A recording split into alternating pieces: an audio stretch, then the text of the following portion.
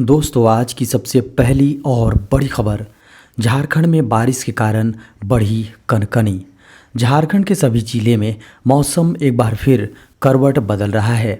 मौसम में यह बदलाव अगले 2 दिनों तक देखने को मिलेंगे। रविवार को सुबह से ही मौसम में बदलाव देखने को मिला। मौसम विभाग ने स्पष्ट रूप से कहा है कि अनावश्यक घर से बाहर निकलने से बचें।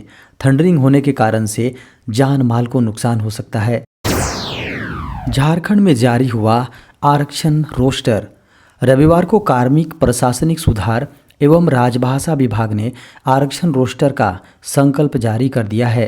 जिला रोस्टर में अनुसूचित जनजाति एसटी, अनुसूचित जाति एससी, अति पिछड़ा वर्ग यानी ईबीसी, पिछड़ा वर्ग बीसी, आर्थिक रूप से कमजोर वर्ग ईडब्ल्यूएस के लिए अलग अलग जिलों के लिए अलग अलग आरक्षण तय किया है।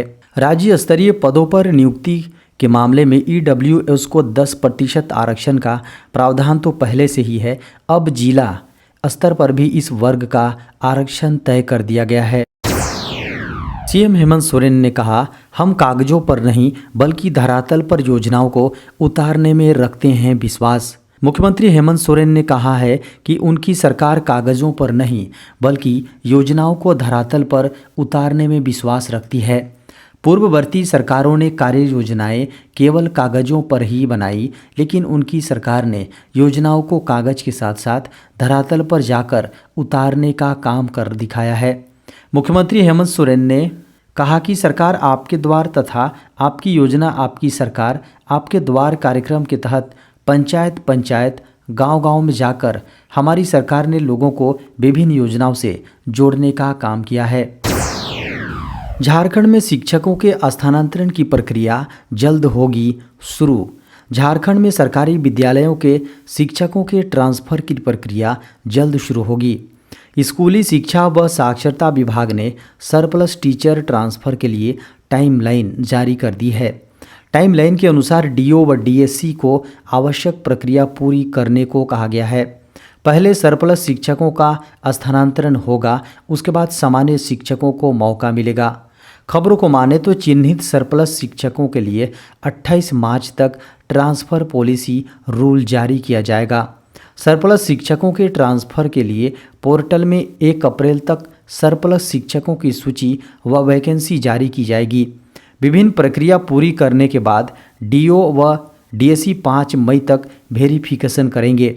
30 जून तक अंतिम रूप से स्थानांतरण कर दिया जाएगा। इनमें स्पेशल मामले में यानी कि असाध्य रोग से पीड़ित व अन्य लोगों को 25 अप्रैल तक डीओ व डीएससी के पास निर्धारित फॉर्मेट में आवेदन देना होगा।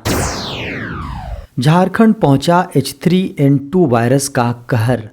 देश में एक तरफ कोरोना का एक बार फिर से बढ़ते मामलों से लोग परेशान हैं, वहीं दूसरी ओर अब हांगकांग फ्लू का खौफ। बता दें कि हांगकांग फ्लू जो हर ओर अपना कहर बरपा रहा है, वहीं अब झारखंड भी इस फ्लू की चपेट में आने से बच नहीं सका। झारखंड की जमशेदपुर की रहने वाली एक महिला में यह वायरस मिलने की पुष्टि की गई है। बता दें कि महिला की उम्र 68 वर्ष बताया जा रहा है। महिला ने स्वयं H3N2 वायरस से संक्रमित होने की पुष्टि हुई है।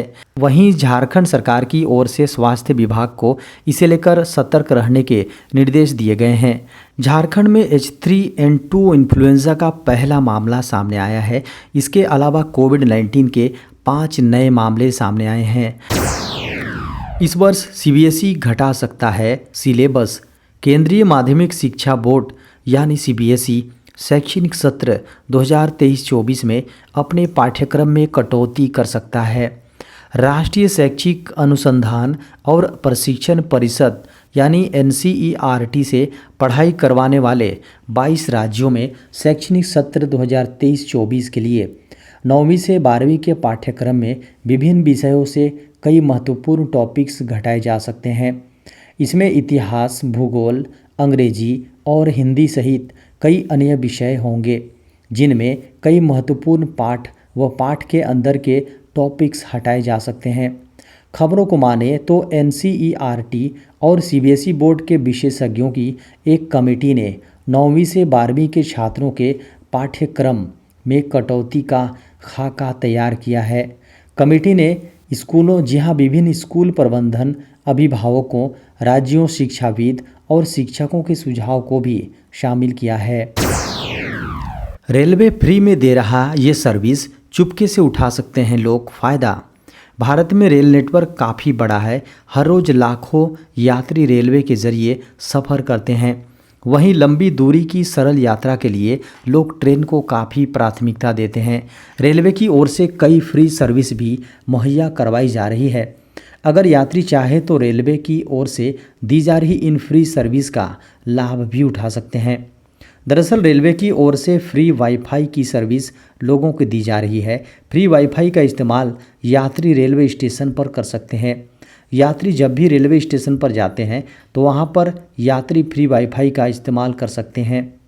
भारतीय रेलवे ने भारत में विभिन्न प्लेटफॉर्मों पर 6100 से अधिक स्टेशनों पर मुफ्त वाईफाई सेवा प्रदान करना शुरू कर दिया है।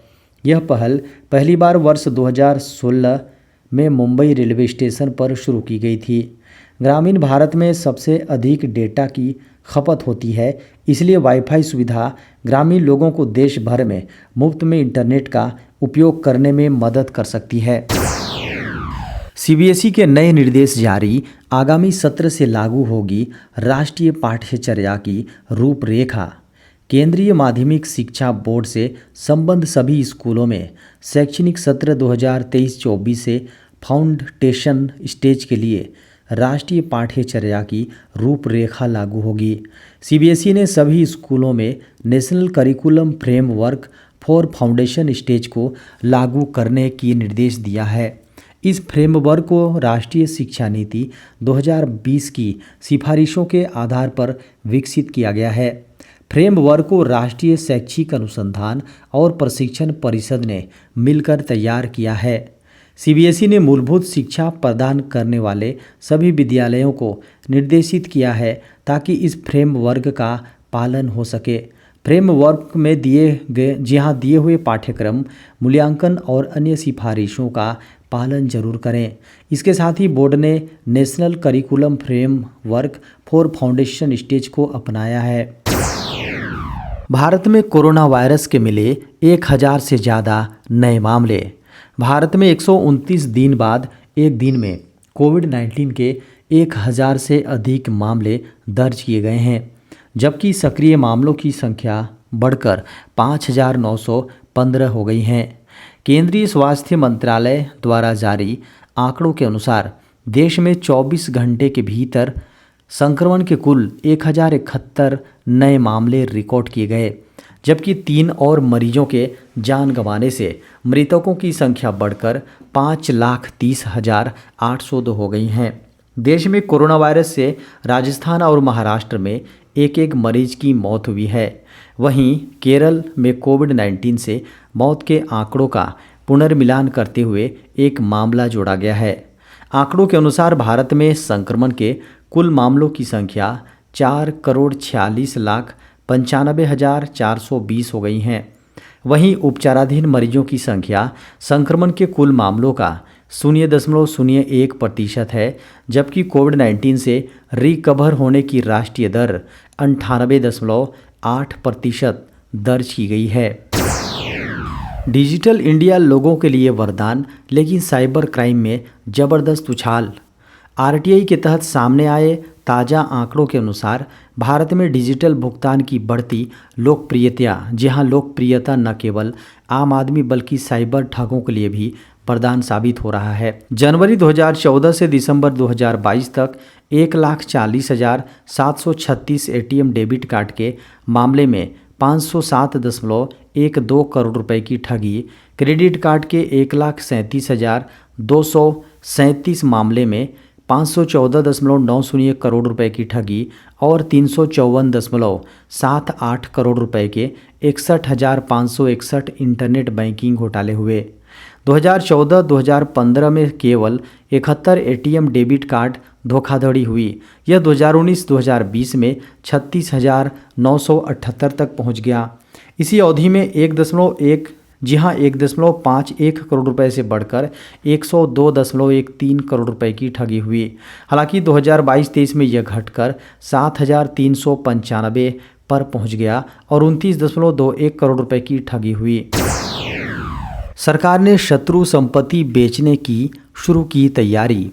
केंद्रीय गृह मंत्रालय ने देश में मौजूद शत्रु संपत्ति बेचने की तैयारी शुरू कर दी है। बता दें कि ये वो संपत्तियां हैं जिनके मालिक पाकिस्तान या चीन जा चुके हैं और वहीं की नागरिकता ले चुके हैं। देश में 12,611 शत्रु संपत्तियां हैं जिनकी अनुमानित कीमत लगभग 1 लाख करोड़ रुपए है। इन शत्रु संपत्तियों का संरक्षक custodian of enemy property for India यानी CEPI है। शत्रु संपत्ति कानून के तहत CEPI का गठन किया गया था।